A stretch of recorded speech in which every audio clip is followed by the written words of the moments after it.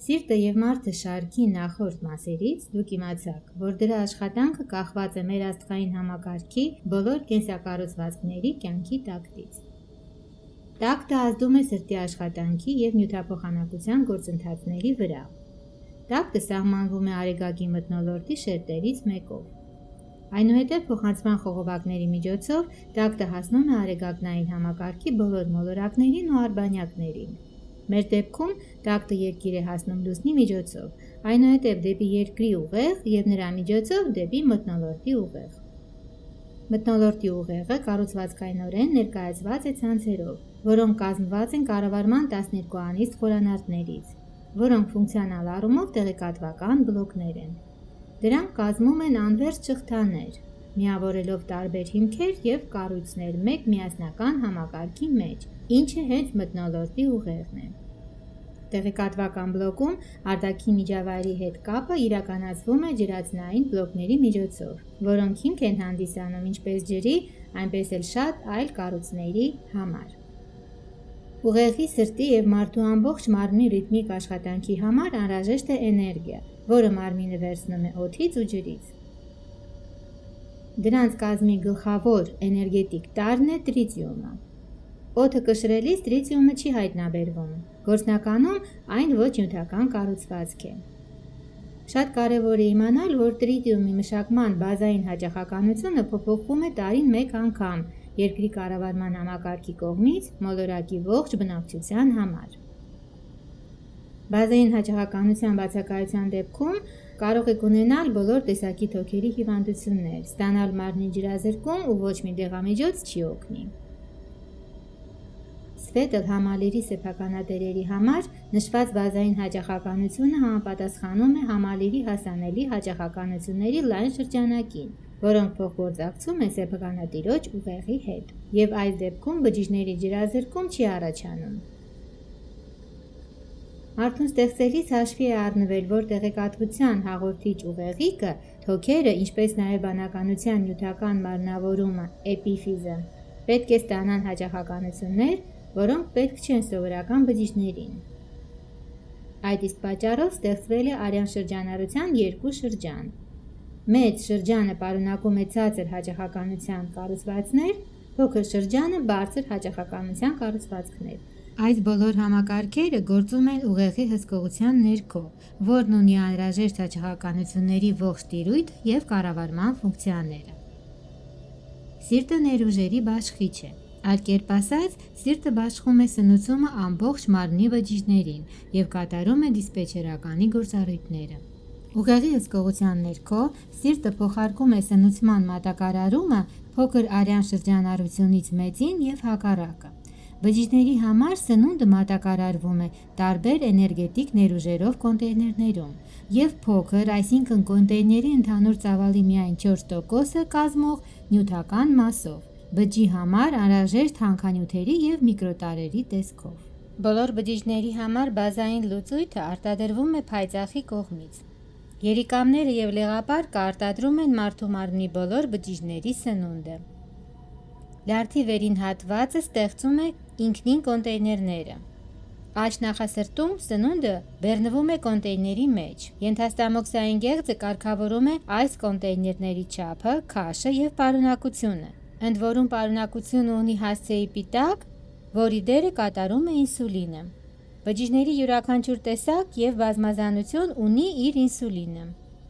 Ինսուլինի հաճախականության սպեկտրերը հաստատուն չեն և փոխվում են, կախված ամբողջ օրգանիզմի կենսապայմաններից։ Սննդի կոնտեյներների առաքման ժամանակացույցը չի կարելի խախտել։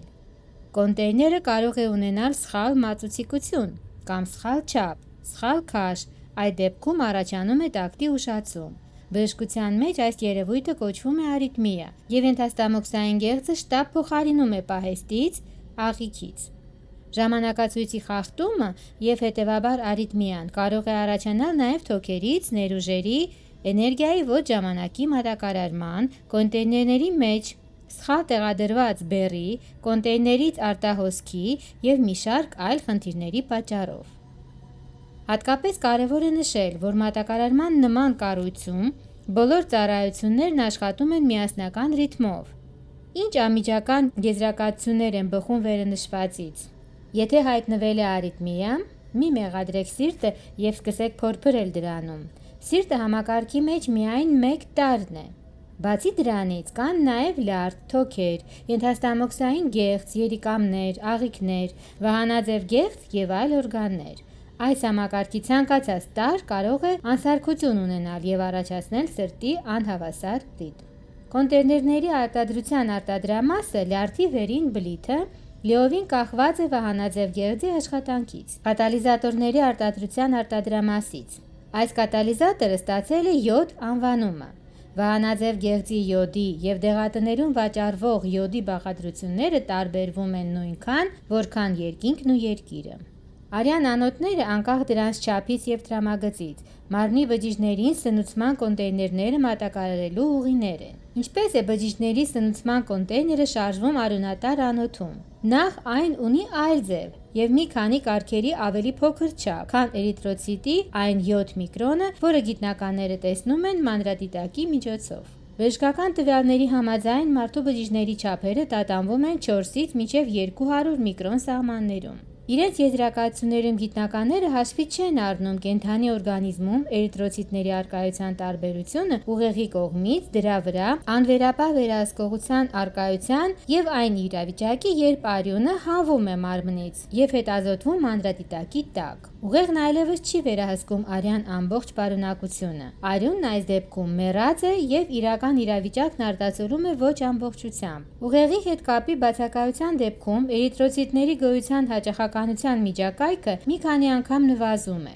Երբ էրիթրոցիտների էներգետիկ կառուցվածքի հաճախականության սպեկտրը նվազում է, նրա նյութական մասը կարգերով մեծանում է։ Նույնը տեղի է ունենում մոր արգանդում գտնվող մարդու պտղի հետ։ Պտղի էներգետիկ կառուցվածքի հաճախականության միջակայքը նվազում է, բայց չափը մեծանում։ Արյան շրջանառության համակարգը կառուցված է հետևյալ կերպ։ Պատկերացրեք մի խողովակ հեղուկով և խողովակի շուրջը փաթաթված մետաղալարով։ Եթե մետաղալարով հոսանք անցկացնենք, հեղուկը իր պարունակության հետ կսկսի շարժվել։ Անոթների փաթույթների միջև ներուժերի տարբերությունը միջավայր է ստեղծում արյան շարժման համար։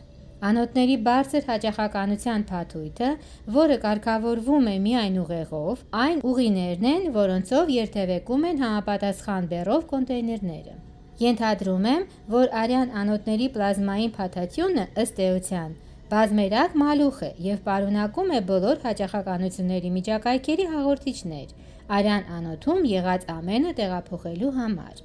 Այս հաղորդիչները իհարկե չունեն մեկուսացում, քանի որ հաղորդիչների հաճախականության սպեկտրերի տարբերությունն ինքնին թույլ չի տալիս նրանց փոխազդել միմյանց վրա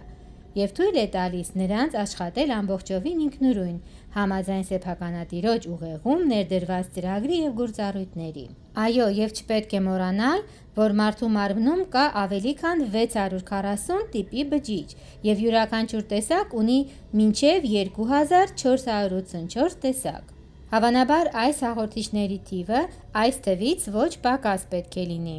Բոլոր բջիջները կապ ունեն ուղեղի հետ, յուրաքանչյուրն իր որոշակի հաճախականությամբ։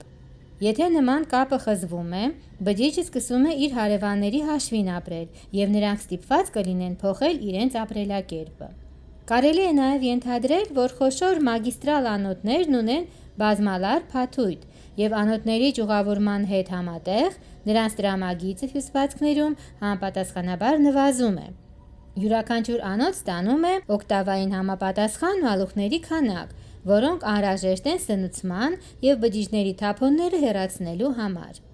Արյան հոսքերի շարժման համար էներգիա ստանալու նպատակով ամբողջ արյունատար համակարգը միացված է էլեկտրասնուցման գեներատորին, որը հանդիսանում են թոքերը։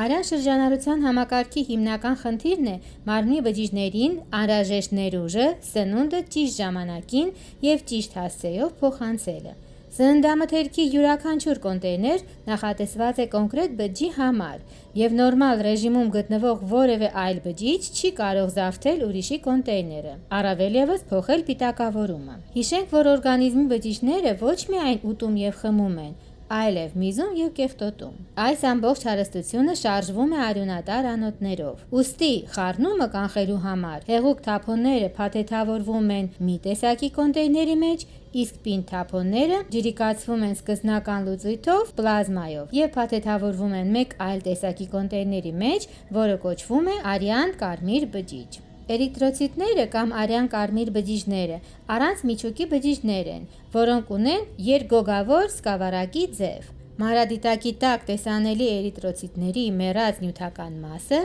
դա նյութի լցոնման տոր է, իսկ անտեսանելի մասը ենթադրաբար 12-անիստ գունդ։ Ըստ էության, այն էրիթրոցիտը, որը գիտնականները տեսնում են մանրադիտակի միջոցով, արյան մեջ չկա։ Այն ավելի փոքր է չափերով եւ ունի այլ ձև։ Իրական էրիթրոցիտը տեսնելու հնարավորություն դեռևս չկա։ Չկան այդպիսի սարքեր, եւ այն կարելի է տեսնել միայն կենդանի օրգանիզմի ներսում։ Էրիթրոցիտը ոչ միայն ունակ է բջիջը սնունդով ապահովելու, այլև թափոնները, այդ թվում ցածր ներուժերով թափոնները հեռացնելը։ Իսկ բարձր ներուժային թափոնները հեռացնելու համար կան միզուղիներ։ Մարդկությունն ունի ուղեղի բազմաթիվ գենոտիպեր եւ յուրաքանչյուրը տարբերվում է ոչ միայն արտաքին տեսքով, այլև իր սկզբնական տակտով։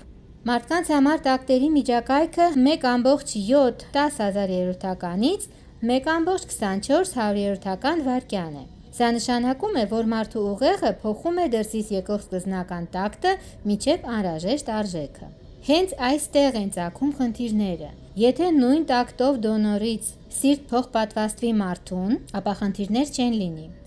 Եթե դոնորի սրտի տակտը ավելի ցածր է, փոխպատվաստված սիրտը կկուտակի այն ամենը, ինչ չի կարող մշակել, այնուհետև կպահանջվի նոր փոխպատվաստում։